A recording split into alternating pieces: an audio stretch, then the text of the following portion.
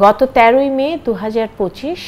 ঢাকা বিশ্ববিদ্যালয়ে সোহরাওয়ার্দী উদ্যান সংলগ্ন কেন্দ্রে ঢাকা বিশ্ববিদ্যালয়ের একজন শিক্ষার্থীর মৃত্যুতে আমরা গভীরভাবে মর্মাহত এবং এই প্রেক্ষিতে গত 14ই মে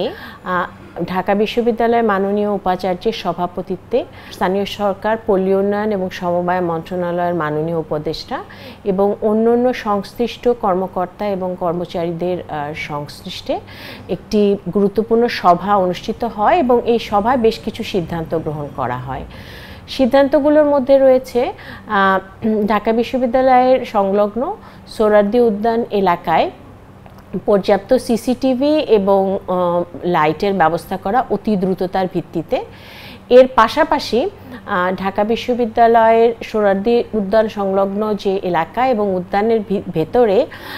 উচ্ছেদ কার্যক্রম অতি দ্রুত শুরু করা এবং সেই কার্যক্রম শুরু হয়েছে আপনারা সবাই জানেন। এবং এই উচ্ছেদ কার্যক্রম এবং ঢাকা বিশ্ববিদ্যালয়ের সোহরাওয়ার্দী উদ্যানের এলাকায় বিভিন্ন ধরনের অবৈধ কার্যকলাপ বন্ধ করবার জন্য একটি পরিবীক্ষণ কমিটি গঠন করবার ব্যাপারে একটি নীতিগত সিদ্ধান্ত নেওয়া হয়েছে এবং এই পরিবীক্ষণ কমিটি অতি শিগগিরই গঠন করা হবে। এর পাশাপাশি রমনা পার্কের আদলে সোহরাওয়ার্দী উদ্যানকে একটি দৃষ্টিনন্দন পার্ক হিসেবে তৈরি করবার জন্য বিভিন্ন ধরনের